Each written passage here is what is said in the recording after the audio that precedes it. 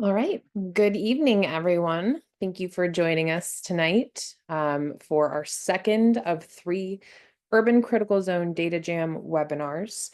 These webinars are designed to support educators who are interested in implementing a data jam with their students.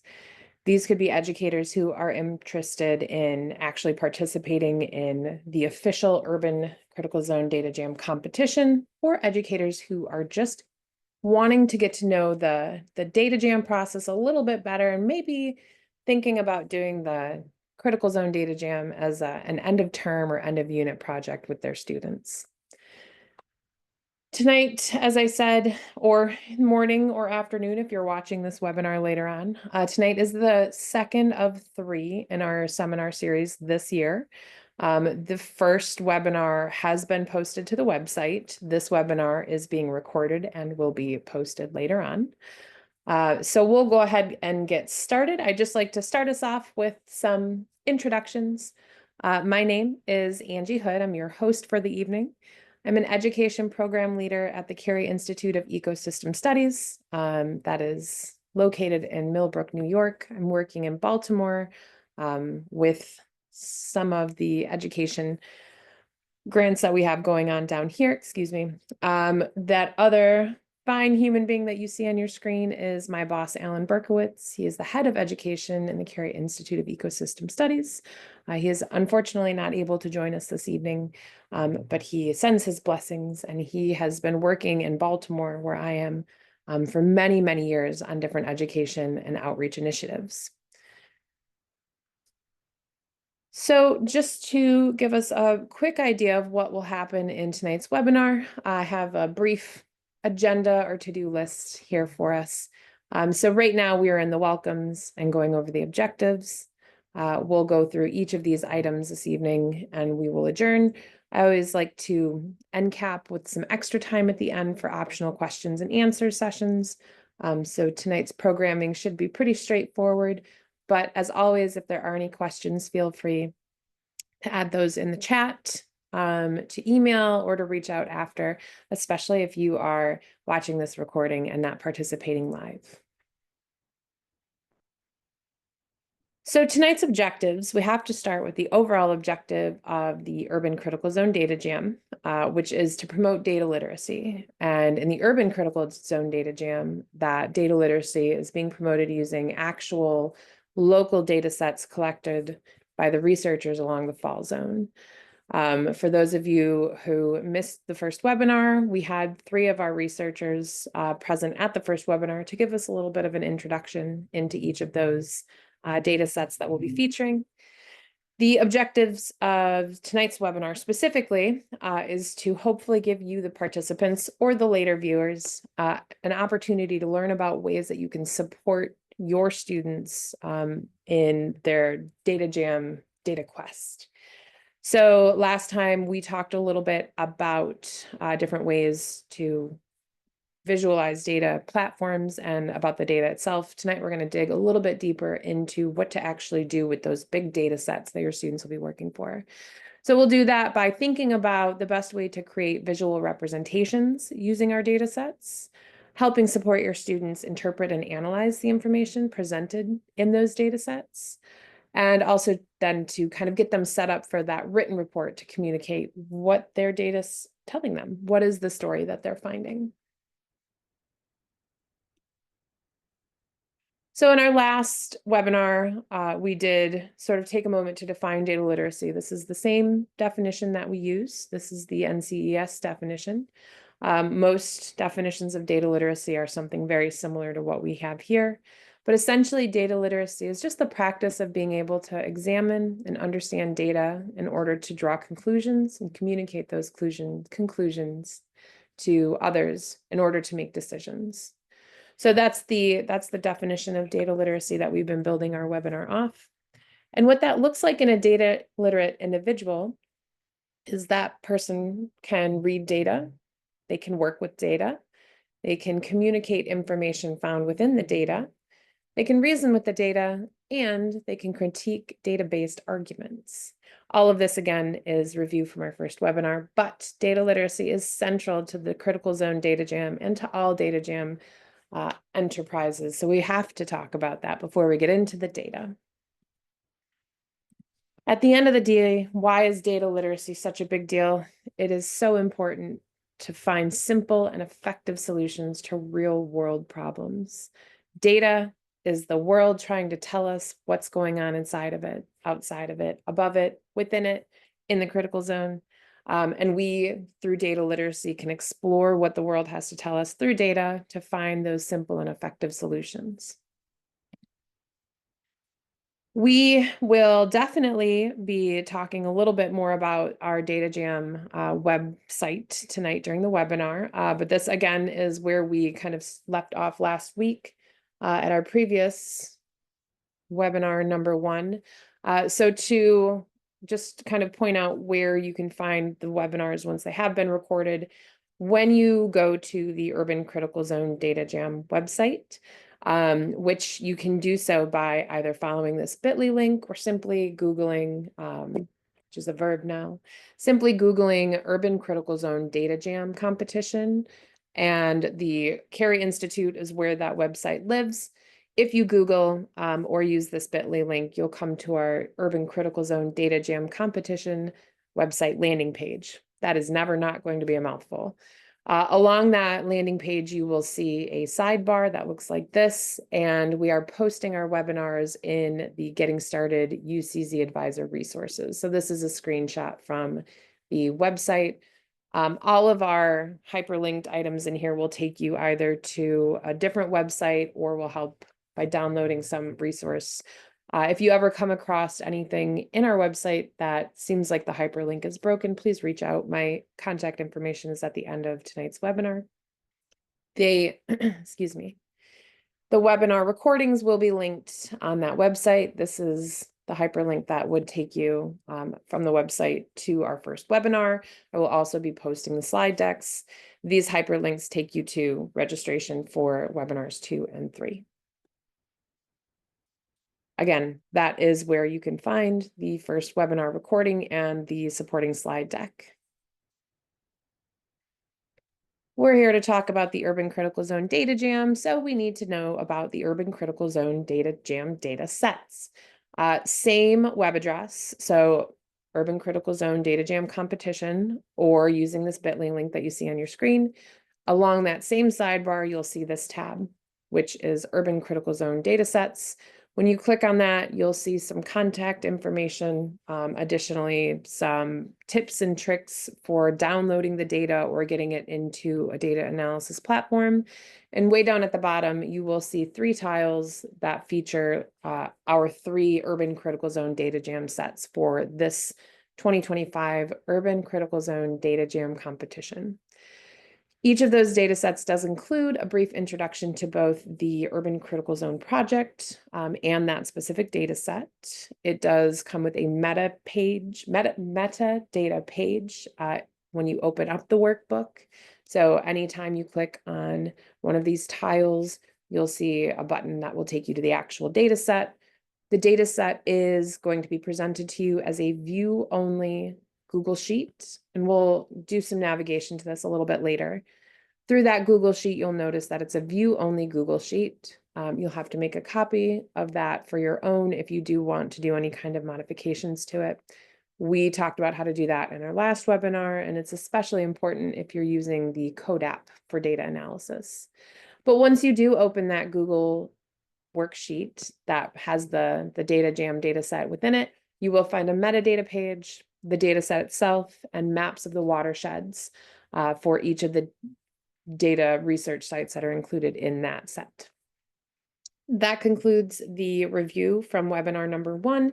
If you're interested in learning more about what we just talked about, please do visit the webinar recording on our website. So we do have 3 objectives in tonight's webinar. The first one, if we're ready to jump in, is to think about how we can support our students in choosing their data visualization. So when we are thinking about these 3 data sets, some of them are very large, others are not necessarily large, but invoke interesting or maybe some more sophisticated science thinking. We want to help our students not only pick the right graph, but also have a really great research question that will guide them through writing their report.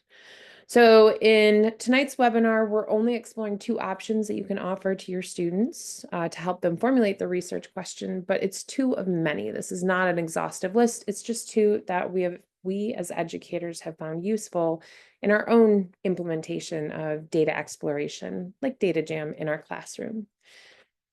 So the first option is called the graph choice chart. When I post these slides, you will find links to these in all of these external resources. You will find links to them in the slides themselves.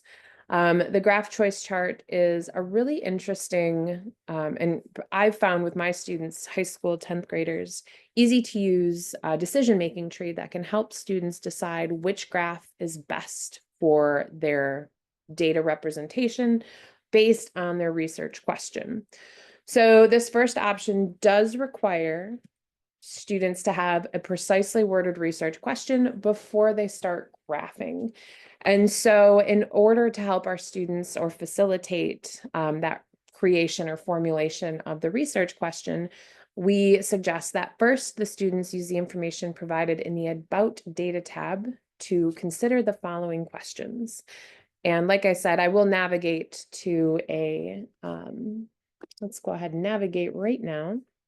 So here we are, our Urban Critical Zone Data Jam. Just a shameless plug for my education friends at Carey Institute. We have this Eco Inquiry tab where all of our education resources, workshops, opportunities are housed.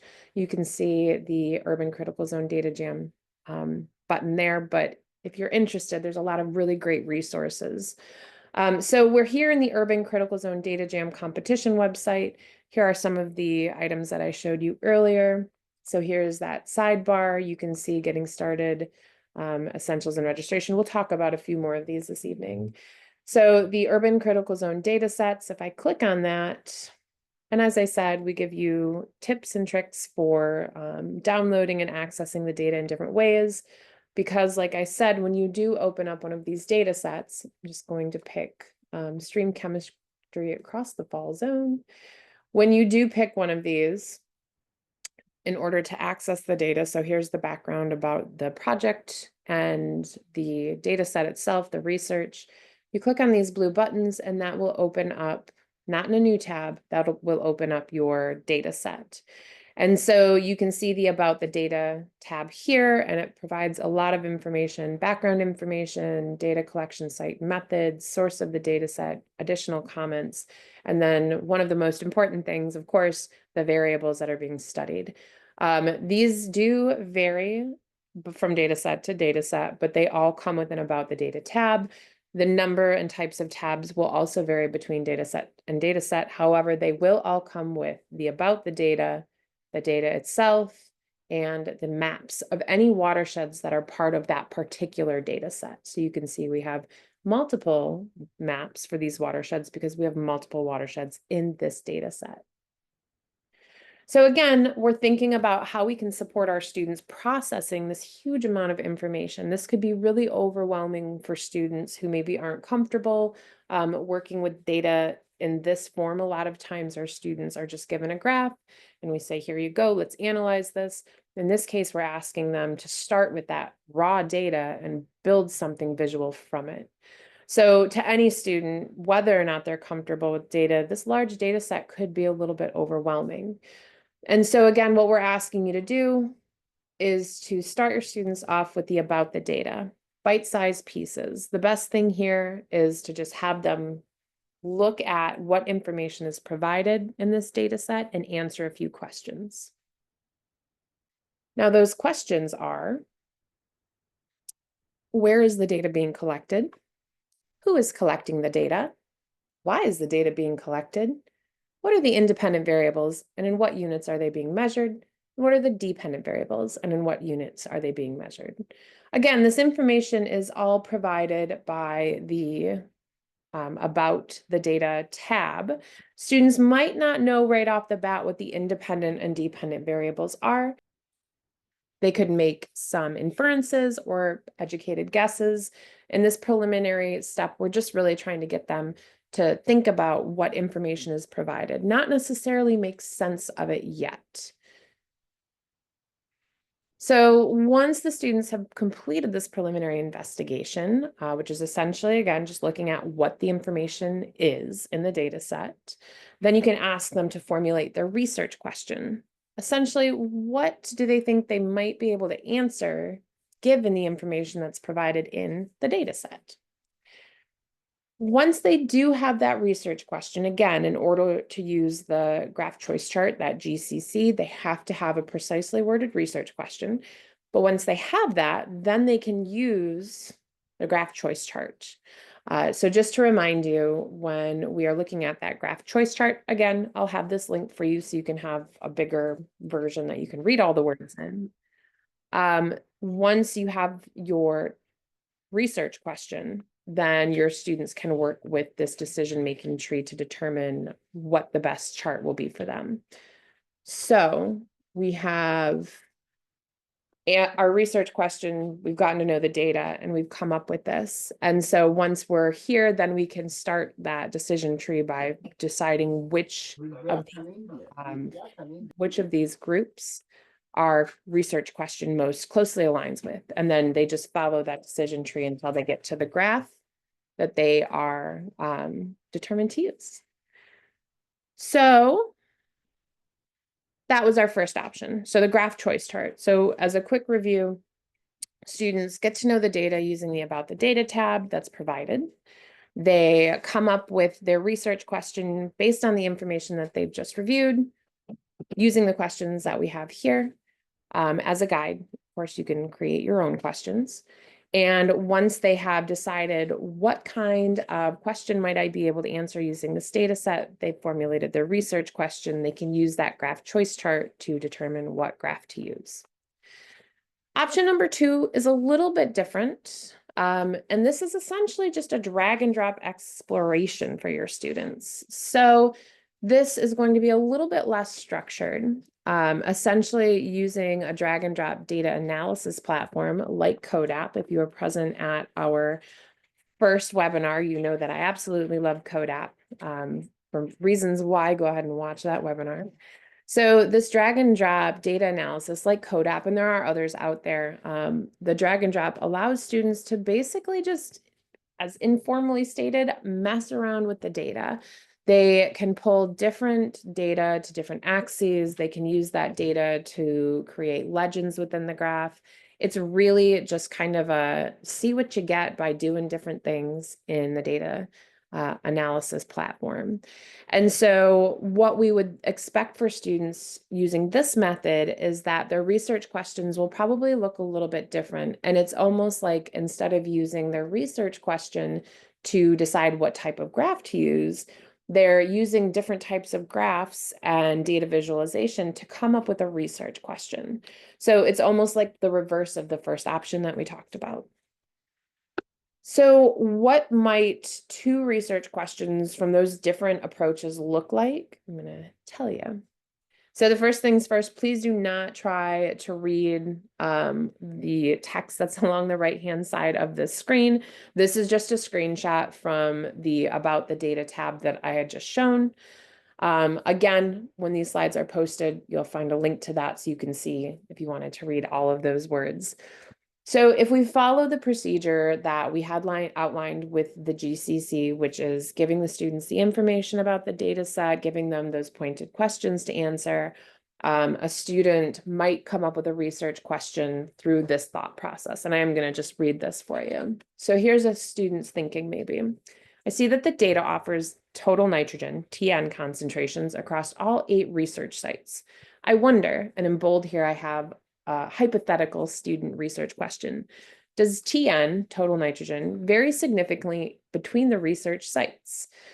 The student goes on to think, now that I have my research question, I can, number 1, make my hypothesis, and number 2, use the GCC, that graph choice chart, to determine which graph will be the best fit for investigating my research question. That might be what something looks like using the stream chemistry along the fall zone data set to produce a research question just based off of that information and those handful of questions. Using the other method, you will get a different research question, but it might sound kind of similar. So here's a graph that I created using the same data set in CODAP. So let's assume that this student is, well, let's assume that this student is using the drag and drop exploration method. And their research question might come about a little bit differently. So for whatever reason, they ended up putting date on the x-axis, total nitrogen on the y-axis, and they used the field site code as a legend label.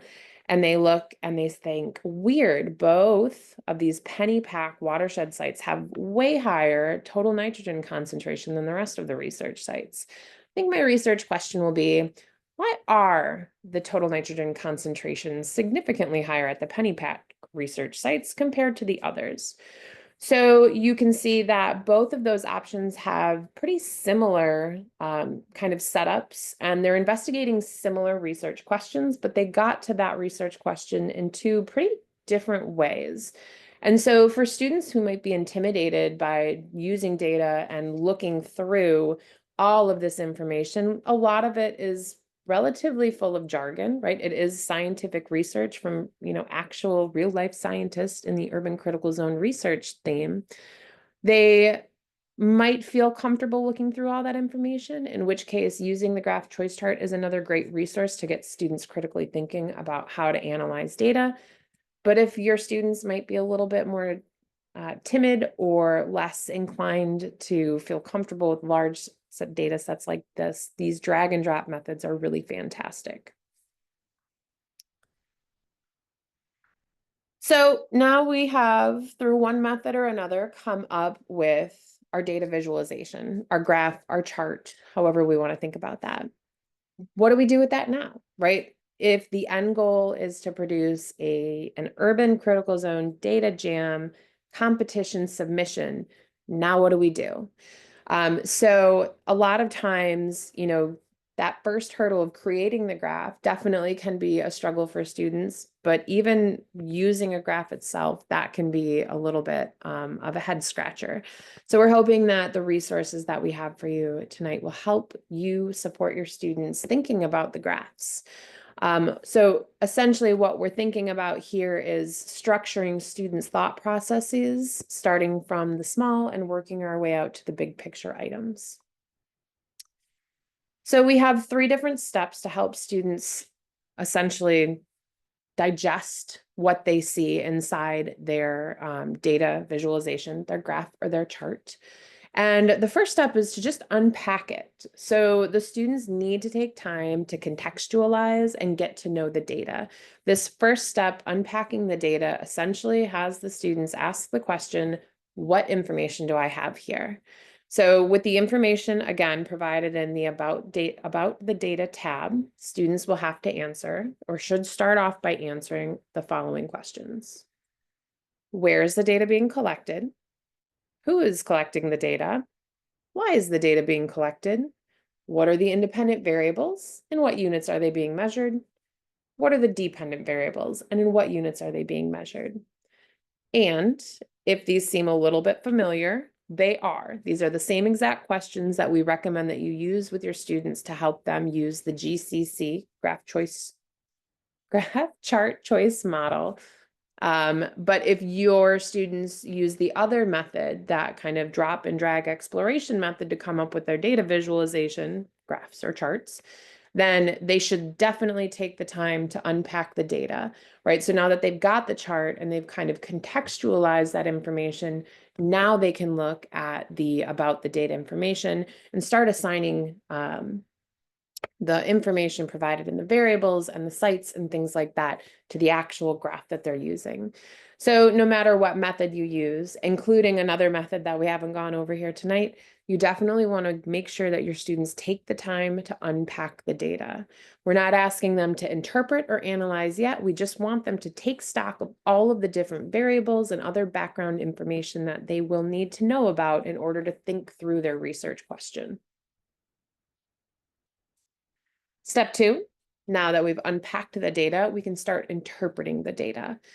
And so students who have now taken a moment to take stock of what are my variables, where are my variables, what other information do I need to know to contextualize the graph or chart that I'm looking at, now we can actually start to think about what the graph or chart is telling us. So in the interpret the data step, students are going to be thinking about what do I see in the graph? Now, again, bite-sized pieces for our students, and you know your students the best out of all of us. That's kind of the common mantra through all of these webinars is you know your students. And so maybe you will be able to breeze through these. Maybe you'll need to do one question a day. It just depends on your student's age, the data they're using, and how comfortable they are with data analysis and interpretation. So how do we help our students answer the questions, what do I see in the graph? We ask them questions. So we can ask them to think about what are the ranges of data in our visualization? What types of outliers exist? How are the variables changing? What patterns or trends do we see in the data? Again, we're mostly just listing our observations. We're not quite thinking too much about connecting those observations to scientific reasoning or claim yet. We're just looking at our graph to see what can we see? What does this graph tell us about these items?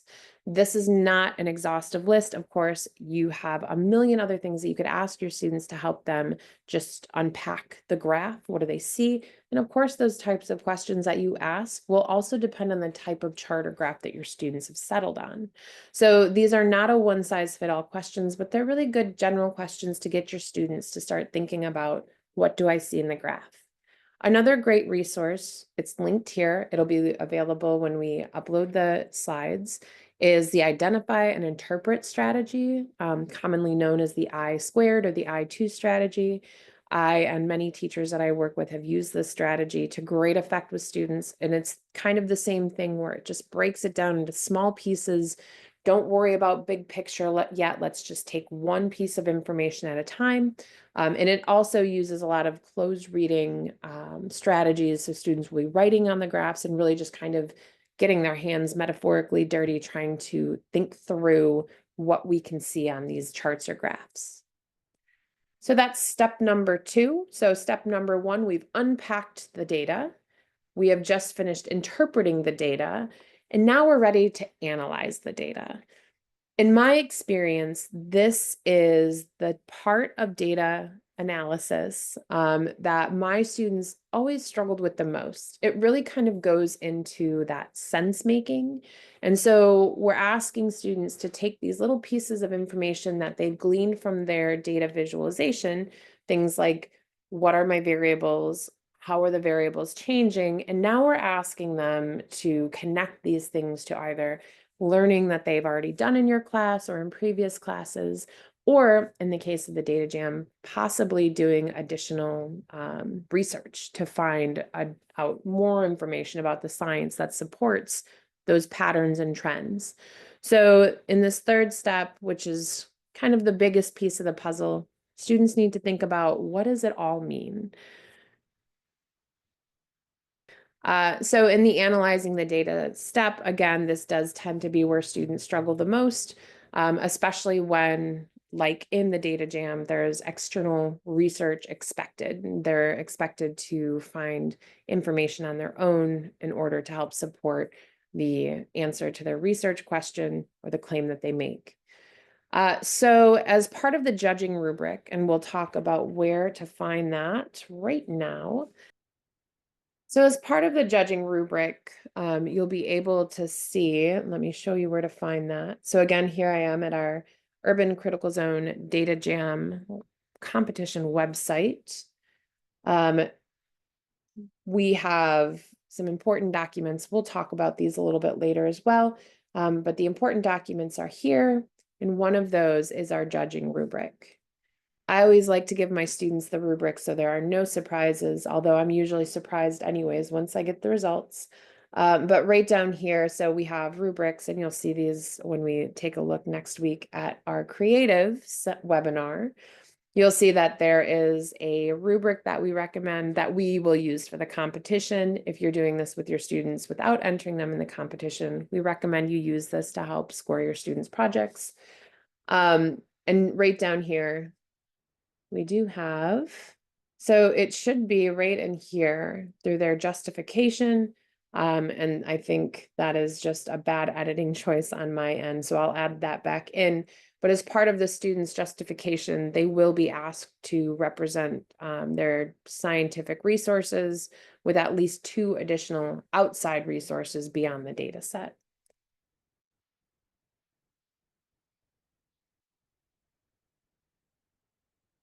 So we do recommend, as part of that analysis, we recommend that you provide your students with additional resources to help guide them through that external research. And we do have one resource. I found this and have used it, again, to great effect. Kids love infographics. I find that infographics are a great way to present sometimes boring information in a fun and exciting way. My students probably wouldn't use the word exciting, but there you go. So again, we'll link this as one of our resources for you following the webinar tonight. And there's a million different resources like that. But helping students decide whether or not their online source is credible is crucial to success in not only the Urban Critical Zone Data Jam competition, but really any scientific reporting that your students will do, or English history reporting they write in all of their classes. And so the source credibility guide is one piece of information that I found that students can use without too much confusion. We do have students that might come up and ask, I don't understand what you mean by perspective and things like that. And when you're talking about media bias, a lot of times that can be objective, depends on who's reading it. So there's no perfect answer to whether or not the source is credible, but there are a lot of resources out there. Again, they will be linked in the slide when we post it following the webinar. So helping your students find the information that they need to do that analysis is a crucial step in supporting your students as they work those analyses. And you'll know how much support your students are going to need based on your experiences with them in your course. So again, there's no one size fits all model here, because you might be doing your data jam with 9th grade freshmen. You might be doing your data jam with 12th grade AP environmental science students. You might be doing your data jam in a life science course that's IB, whereas somebody else might be doing their data jam in a biology course that is not IB. And so because there's so many different ways to approach ecological teaching and sciences, there really isn't one perfect way for us to set you up. You'll know, like I said, based on your curriculum, what you'll need to provide your students with in that additional support realm to help them find those connections and truly analyze the patterns and trends that they see in their data. So that is the end of our second objective. And now in our third objective, we're talking about supporting those students in their story communication. Essentially, this is just taking everything that they've done during objectives 1 and 2 and writing it into a beautiful scientific report. I love science reports. I'm a science teacher, don't get it wrong, but this is kind of the last hurdle before students get to really go crazy and create their creative pieces. So I know a lot of times students, in anticipation of that creative piece, students might get a little bit antsy when they're creating their scientific report, but it's really important that they understand that the scientific report is just as important, because it really does lie the foundation for what they're going to be communicating in their data story. So a lot of times what we'll see is that students will get this graph and they'll write, yeah, here's my report, whatever, I want to do my dance now. Can I do my dance? And they'll do their dance, or they'll read their slam poem, or they will present this beautiful, watercolor portrait, and they have a hard time representing their data story because they didn't really have a significant connection to it when they wrote the science report. So we really want to emphasize that the science report is one half of a whole that includes also their creative piece. So it's hard sometimes to convince students who really just want to make that anime, graphic novel based on their data, but they can't have a successful creative communication of their data story if they don't have a successful data story through the report. So what we have, again, on our website is hopefully plenty of resources that will help you support your students. We were just looking at one of them, but what you're looking at here are some more screenshots from our Urban Critical Zone Data Jam competition website. So again, you go to that landing page, you can get there using the bit.ly or by Googling Urban Critical Zone Data Jam competition. Along that sidebar, which you saw earlier, you'll see a bunch of options. And that first option, getting started, we saw when I showed you where the webinars were posted. So getting started with these are meant to be advisor or educator resources. Once you scroll through, you'll be looking for the additional resources header, and you'll see, again, hyperlinked information and resources that will help you help your students. And so again, if you're ever in these hyperlinks and you find that something's not working or you think maybe it's linked to the wrong item, we do have a lot of education resources. Feel free to reach out and let me know, and we'll make sure we take care of that as soon as possible. So I am going to go ahead and flip us back to my other screen so we can take a look at some of the resources that we have available to support your students and you as you support your students in the Urban Critical Zone Data Jam competition, or if you're just implementing it with your students for fun as an end of unit or end of term project. So here we are back at the Urban Critical Zone Data Jam competition website. And as we scroll down, we do see that sidebar. Another couple of important things that I should probably point out here, since we're talking about it. When you're ready to register your students in the official Urban Critical Zone Data Jam competition, we do have a register button here. It is not written in stone or set in stone once you push that button that you have to compete. We just ask teachers who do want to compete with their students to register by a certain date, which we'll talk about, mostly just so we can make sure we recruit enough judges. So if you're interested, you will register here. You only have to register once per class. It'll ask you all of the important information. And as always, if there's any questions, reach out. I'm always happy to help. Deadlines and dates, just because we're here talking about the sidebar. We have all of our important Urban Critical Zone Data Jam competition dates here, including our webinar series, registration deadlines, and things like that. So we will do a little bit more of a what to expect from the Urban Critical Zone Data Jam towards the end of our webinar, but since we are here, I would definitely wanted to point those out to you. So the resources. The first item that I showed you again was the Getting Started UCZ Advisor resources.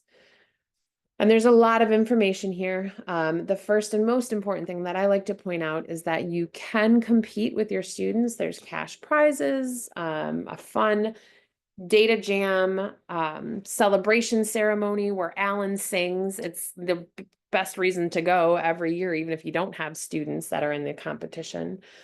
Or if you're not quite ready for that commitment, you can always do this as a class project, small group project, end of term project, that kind of thing. So again, this is where we'll find our webinars. This is the first webinar linked here in the supporting slide deck. Once we have finished webinars 2 and 3 and have edited them, that will show up here as well. These hyperlinks will just take you to the advertisement. Here are the additional resources. So we have Getting to Know Your Data Set. This is a student-facing data set. Nope. This is a student-facing worksheet that is essentially printable and ready to go. I'm going to show you what that looks like. If you click that, it will download as a download Word document. Graph choice chart, that is the document that we used in reference to that first option for helping students essentially graph their data. The student planning sheet is another student-facing resource that can be really helpful, especially if you are doing the Critical Zone Data Jam competition, because you can kind of set it the due date and work your way back. I'm going to show you what these look like in just a moment. If you were at our Urban Critical Zone Data Exploration Workshop in January, we did introduce 4 Critical Zone Data Jam lessons. They are all linked here. I do want to stress that if you are going to be doing the Data Jam with your students, you don't necessarily want to do these lessons with them, especially the chloride and the penny pack, the greenhouse gases and dead run, or the stream chemistry. Those lessons essentially give away the secrets and surprises that students would find in the data. They actually use the data in the lessons, and so it would kind of defeat the purpose of a data jam. I'm not saying that you shouldn't use any of them, but for example, if you used chloride in the penny pack, then you wouldn't want to let your students use anions in the penny pack necessarily for their data jam data set, because they've already kind of learned all of the cool stuff that they should be exploring on their own. The only data lesson that is not exclusively linked to a data set is the Introduction to the Critical Zone. It's a really great qualitative lesson that teaches students the basics about the critical zone and kind of starts them thinking about the urban impacts that humans and human development have on that critical zone. And then finally, guided inquiry graphing puzzles. Next week at our next webinar, we'll talk about some of the artistic support resources. Of course, you're welcome to check those out on your own, but we want to stick to the data for this evening. The other place that you can find some useful resources for you and your students is the important documents, and some of these are repeats. The Data Jam Guidebook is a pretty extensive handbook. Talks about, how to support your students, different resources that are available, deadlines, all of those good things. The student planning sheet is the same one that we just talked about. Data Jam report template. This is another really good one. This is essentially what we ask students to write their Data Jam report, and this is why we're here. And then the judging rubric. And so the Data Jam report template and the student planning sheet will both download as Word documents when you click on them. So let me go ahead and open those and show you what they each look like. The student schedule, time card, like I said, this is really great, especially if you are going to be competing, because that competition does come with set deadlines. So you can ask your student to kind of work backwards, project due date, and here's where we talk about the references. And students can, if they're working individually or as groups, or if you have them working on a schedule based on your class schedule, they can fill out these due dates. And it's a great way for you, the educator, to check in to make sure that students are on pace. I know there's nothing worse than when your students are working on a multi-week project to find out the day before that one of your students or student groups hasn't even started their outline. So this is a great resource. Again, this is that student planning sheet. It's linked in both the advisor resources and the important documents. And I'm pretty sure it's linked in a couple other places too, because we don't want you to miss it. The other resource that I shared with you was that Urban Critical Zone Data Jam report template. This is a really important resource, I think. Essentially, what we're asking you to do, and the reason that it's a download, is we want you to have your students make copies of these. So, of course, if you're a Google Doc person like I am, you could upload this and then share it via Google Classroom. Whatever method is fine, as long as you make sure that your students have included everything in here. So this is really great. We literally just have students who will click here and start typing their information. And the only thing we ask is that if you don't use this template, then make sure your students have a checklist or something, because we need all of this information in order to successfully judge their projects. And here's where you see each of the rubric items come to light. So students can literally just type in right underneath each of these titles. It doesn't have to be, perfectly formatted like a scientific journal. We just want to make sure that they put all of their information in so we can judge them fairly and they have a fair shot at winning cash prizes, because kids love it. So again, we have this template for students to build their data report, which is this third objective, communicating their story. Having it written out like this is so important, like I said, to help the students make sure that they include all of those important pieces into their creative expression. So again, just need to remind our students that the data report and the creative piece are not separate entities. They're two halves of one whole. And so we're back here. This is the slide we left off on before we made it to the Urban Critical Zone Data Jam competition website to walk you through a few of those resources. Again, we talked about where to find all of the information that we just went through. And if you are watching this webinar recording, then you can go back and slow me down or speed me up or whatever you need to do. Or if you don't want to be bothered with all of that, just email me and let me know what you're looking for, and I will happily share links with you. And so that actually brings us to the end of our second webinar. Before we adjourn for the evening and open up to questions and answers, I just want to give you a preview of some of those important Urban Critical Zone Data Jam competition goings-ons. Next Thursday, same time, 6 p.m. Eastern Daylight Time. We're here on the East Coast. We have our third and final webinar. This is the webinar where we dig into that effective communication of the data story from a creative perspective. So we will also have the opportunity, like we will tonight, for a kind of question and answer session. Tonight's is a little bit longer than what we'll probably see next week. Next week, we are going to dig into some past winners and submissions from the Hudson Data Jam.